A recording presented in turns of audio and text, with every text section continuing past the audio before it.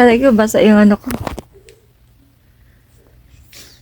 And hello everyone, hi mga be. Ito, nasa ano na pala ako, nasa fourth day na ako ng aking 16 to 8 fasting. So yun. Bakit nga ba? Day 4 ng aking 18 to 6 hours fasting. Bakit nga ba ako nag-fasting? Kasi nitong mga nakarang araw, since nung February na na-diagnose ako na may adenomyosis. Tapos, ayun, kasi nag-bleeding ako for almost 1 month nung December or January. As in, malakas talagang bleeding. Tapos, doon na siya nag-start kasi sobrang syutay gutom talaga ako sa sugar. Sobrang syutay gutom ako sa sugar. Tapos, kaya ito na nga, pagbalik ko dito, nung nakapag-rest kasi ako sa Pilipinas, wala, nabura na yung kilay ko. Nung nakapag-rest ako sa Pilipinas, hindi kasi ako sinusumpong ng sakit ng puson. Wala. Nagkakaroon ako ng monthly period, pero wala siyang sakit ng puson. Wala siyang pain na kasama. Tapos, nung bumalik ako dito sa Saudi, ng May. Pagdating ng May, kasi April yung flight ko, April 28. So, first week ng May, nandito na ako.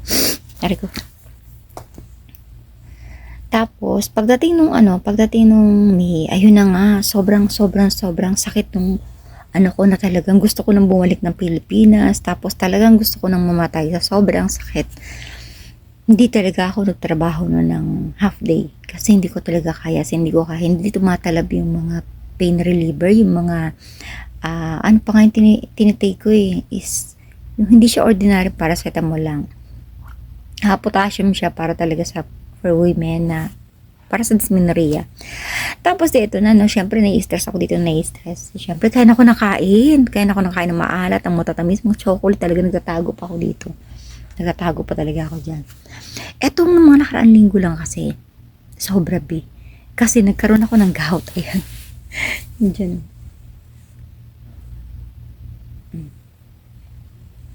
Actually, medyo namamaga pa siya ngayon.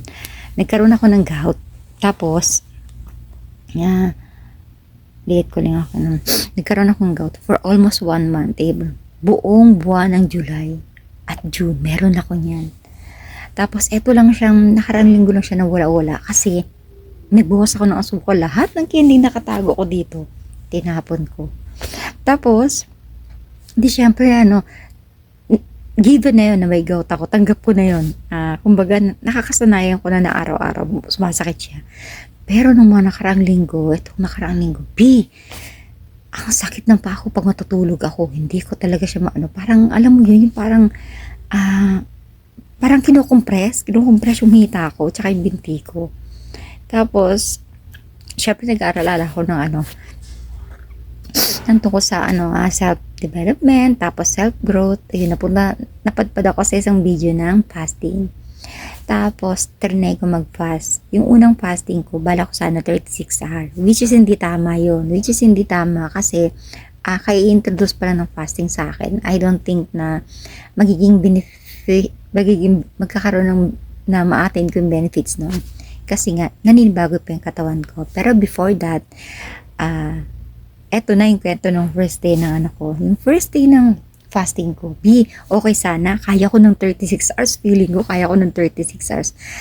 Pero bandang alas 10 ng gabi, nag-crave ako, kumain ako ng kanya karaming nice candy na gawa sa dates at saka sa gatas. Tapos sumubo ako ng isang tablespoon ng cake. Tapos kumain ako ng kanin bandang alas 10. Tapos fail. Tapos pangalawang araw, before pa pala ako nag-fasting, di syempre gumagawa ako ng karak. Masarap yung timpla ko na meron siyang cardamom, meron siyang cinnamon, meron siyang sugar, tapos syempre tea. Basta masarap yung gawa ko. Di gumawa ko ng para sa breakfast nung isang amo. Ang nangyari nito, yung gawa ko nung time na yun, hindi masarap. So syempre nanghihinay ako sa pagkain na itapon. Nilakla ko ng nilakla. Tapos, dinala ko siya dito sa taas kasi alas 4 yun ng umaga. Mag-alas 5. So, pagkatapos kong buo ng siya at magligpit ng kaunti doon sa kusina, dinala ko rito sa taas. nilagay ko dyan yung, uminom na ako sa baba, nagdala pa ako dito, nag-take out pa ako. Alam mo kung gaano karami, alam niyo kung gaano karaming nainom ko doon? Siguro dalawang malaking mug. Tapos, ano ba naramdaman ko nun? Nakaidlip ako ng 1 hour. Pagising ko, alam mo may heartbeat dito. May pumipintig. Meron talaga ako sakit-sakit dito. Even before pa, siguro mga 1 year na rin hindi ko rin pinapansin. Tapos yun, nag-decide talaga ako na mag-fasting na. Kumbaga, ipahinga yung tiyan ko sa pagkain. Tapos ngayon, day 4 na, kumain ako ngayon ng, meron kasing flour dun sa kusina, sa rep. Nilagyan ko ng, yung overripe na banana. Tapos nilagyan ko ng konting turmeric, tapos konting black pepper. Tapos ginawa ko siyang parang banana pudding. Tapos ayun yung kinain ko. Kalahating serving nun. Tapos, uminom din ako ng karak na gawa ko kasi medyo masarap yung gawa ko ngayon. Pero mga ganyan lang karami sa maliit na baso. Excuse.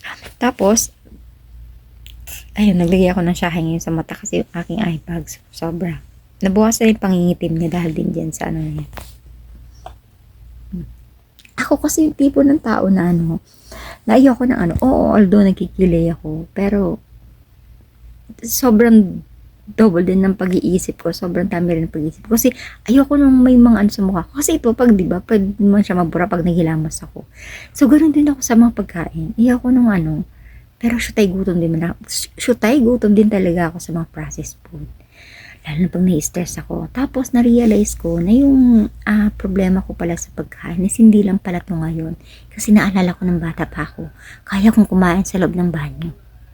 Imagine. Kaya kong kumain sa loob ng banyo. So, ganun talaga ako undiscipline noon pagdating sa pagkain. Hopefully, magkaroon ng malaking bagay itong pagpapasting.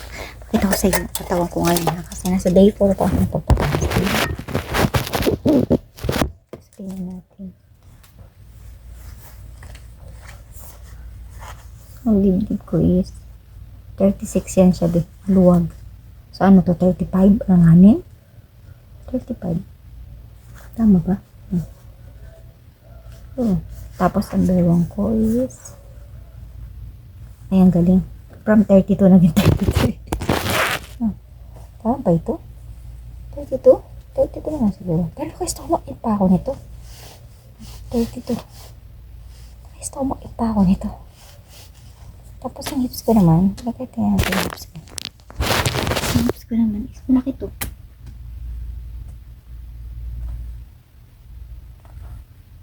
Ano ba to? 36? 37? Pero sobrang lumog ka. 37. Ayan yun, di ba? Pwede yan 37. 37. Tapos ito ang list. Itin natin. 32. Naka-stomach in. Stomach in. Okay, gawin natin. 32. 32 stomach in. Kasi ito list. Ano gano'n? Parang ano nga naman 34? 34? Oh, may bar ko. 34. Ayan yung measurement ko ngayon. Kasi ng amo namin, bababa na ako. In fairness, medyo nag-bloom din talaga yung balat ko sa nung binawasan ko yung sugar. Kasi 4 days pa lang naman ako nagpa-fasting. Pero, 1 month na ako nag-deactivate ng Facebook, ng TikTok, ng Instagram. So, ang ginagamit ko ngayon is only Facebook. Hopefully, kung makapanood mo ito, sa dami sinasabi ko, saan magamit ko itong platform na ito ng tama, gusto ko lang i-share na be natural. Kahit sa pagmamahal, sa pagkain, sa mga pampaganda, be natural. Kasi, hindi natin alam kung ano yung mga ingredients ng mga, pero hindi natin may iwasan, di ba? Basta yun lang. I-natural. Tsaka pakinggan mo yung sinasabi ng katawan mo. Minsan kasi, nagwa-warning yung katawan natin, pero sineset aside lang natin. So yun, pakinggan mo yung sinasabi ng katawan mo. So that's it for today. Peace out.